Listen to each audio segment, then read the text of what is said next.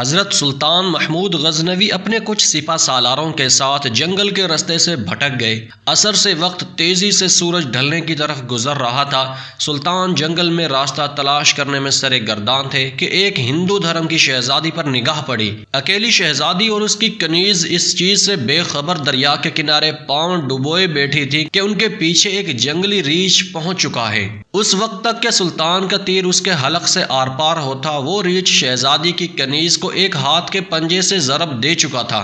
اس سے پہلے کہ شہزادی اپنا ترکش سنبھالتی اور تیر کمان میں لگاتی، شاید بہت دیر ہو جاتی۔ سلطان محمود غزنوی نے پے در پہ 3 تیر اس جنگلی درندے پر دے مارے، جس سے وہ ڈھیر ہو گیا۔ شہزادی کو یہ جاننے میں کچھ مشکل نہ ہوئی کہ اس مہارت اور بہادری کا مظاہرہ کوئی جنگجو سپہ سالار ہی کر سکتا ہے۔ شہزادی سلطان کی طرف متوجہ ہوئی اور اظہار تشکر کے لیے اپنا تعارف کرواتے ہوئے بولی، میرا نام سمرتی ہے اور میں جے پور کے ریاست کے راجا کی اکلوتی بیٹی ہوں۔ میری جان بچانے کا شکریہ، میں تمہیں اپنے پتا سے کہہ کر فوج میں کوئی اعلیٰ عہدہ دلا دوں گی۔ ویسے تم ہماری فوج کے سپاہی لگتے نہیں ہو، بتاؤ کہاں سے تعلق ہے تمہارا؟ سمرتی شاید یہ نہیں جانتی تھی کہ اس کے سامنے کوئی معمولی سپاہی نہیں ہے، بلکہ اس وقت کی سب سے طاقتور اسلامی لشکر کے سربراہ اعلیٰ سلطان ہیں، جن کے نام سے ہی ہندو راجاؤں کے حلق خشک ہو جاتے ہیں۔ سلطان نے مختصراً اپنی شناخت ظاہر نہ کرتے ہوئے کہا، جی کسی اور فوج کا سپاہی ہوں۔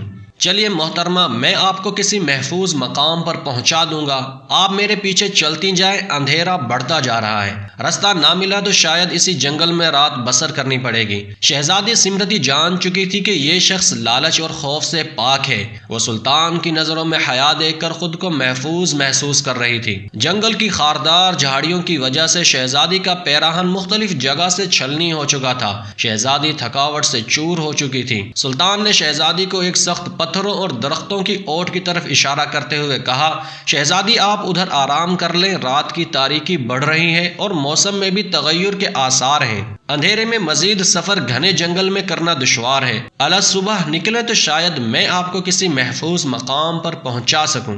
سمرتی کے پاس سلطان پر اعتماد کرنے کے علاوہ کوئی دوسرا رستہ نہ تھا۔ سلطان نے محسوس کیا کہ شہزادی اپنے بیش قیمت مگر قدر باریک لباس میں جنگل کی ٹھنڈی رات شاید نہ گزار سکے۔ سلطان نے اپنی موٹی چادر شہزادی کی طرف اچھال دی اور مانا خیز نظروں سے شہزادی کو دیکھا، جیسے کہہ رہے ہوں یہ اوڑھ لیں۔ شہزادی نے بلا جھجک چادر اوڑھی اور ٹیک لگا کر درختوں کی اوڑ میں پاؤں پسار لیے۔ اس کی نظر سلطان کے چہرے کی طرف جمی ہوئی تھی، جو نظریں جھکائے ایک قریب پڑے بڑے پتھر پر بیٹھ کر آگ جلانے کی کوشش کر رہے تھے۔ بالآخر آگ جل گئی اور اس کی روشنی میں سلطان کا نورانی اور بھرا ہوا وجاہت والا چہرہ چمک رہا تھا۔ سلطان نے شہزادی سے قطع نظر مٹی سے تیمم کیا اور نماز پڑھنے لگے۔ شہزادی کو جھٹکا لگا، اوہ یہ تو مسلمان لگتے ہیں۔ ایک دفعہ شہزادی کانپ گئی کہ کہیں غزنی کے لشکر سے تو نہیں، یہ تو لٹیرے ہیں، گائے بھینس بکری سب کا ماंس کھاتے ہیں، یہ مجھے زندہ نہیں چھوڑیں گے۔ لیکن اگلے ہی لمحے شہزادی اب تک اس کے ساتھ گزرے وقت کو یاد کرنے لگی، اگر یہ اتنا ہی سفاک اور ظالم ہوتا تو مجھے ریچھ سے نہ بچاتا۔ نہ چاہتے ہوئے بھی شہزادی کا دل پھر سے اطمینان اور یقین سے بھر گیا۔ سلطان نماز کے بعد دعا کرتے وقت زار و قطار رونے لگے۔ روتے روتے سلطان نے اپنی خنجر کی نوک اپنے پاؤں کے انگوٹھے پر رکھ کر اس کو دبا دیا۔ شہزادی دیکھتی رہی کہ یہ جوان مرد مجھ سے گفتگو میں بے تکلف نہیں ہونا چاہتا۔ الا صبح سلطان نے شہزادی سے کہا کہ اب ہمیں نکلنا چاہیے۔ کچھ دور جا کر سلطان کو ایک سفید پتھر پڑا ملا، جو سلطان کے سپاہی نشانی چھوڑ گئے تھے کہ رستہ اسی طرف ہے۔ یہ اس زمانے کا طریقہ تھا کہ جنگل میں پتھر چھوڑ جاتے تھے تاکہ پیچھے آنے والا رستہ جان سکے کہ گزرنے والا کہاں سے ان کا ساتھی گزرا ہے۔ بالآخر شہزادی اور سلطان ایک ہموار رستے پر آ پہنچے۔ کچھ دور ایک چھوٹے سے گاؤں کے آثار نظر آ رہے تھے۔ سلطان نے کہا، یہ آپ کی ریاست کی حدود کا ہی گاؤں معلوم ہوتا ہے؟ شہزادی، ہاں دیکھتے ہیں۔ گاؤں پہنچنے پر شہزادی نے گاؤں کے مکھیا کو بلاوا بھیج دیا۔ مکھیا اپنے کچھ ساتھیوں سمیت حاضر ہوا۔ شہزادی نے کہا، ہمیں 2 برق رفتار گھوڑے دیے جائیں اور کچھ خشک اناج اس سپاہی کو دیا جائے۔ شہزادی نے سلطان سے کہا، اجنبی ہمیں بہت حیرت ہوئی ہے تم پر، آخر تم کس مٹی کے بنے ہو؟ ساری رات تم اپنے خنجر سے زخم کریدتے رہے اور میری طرف کوئی توجہ نہ دی۔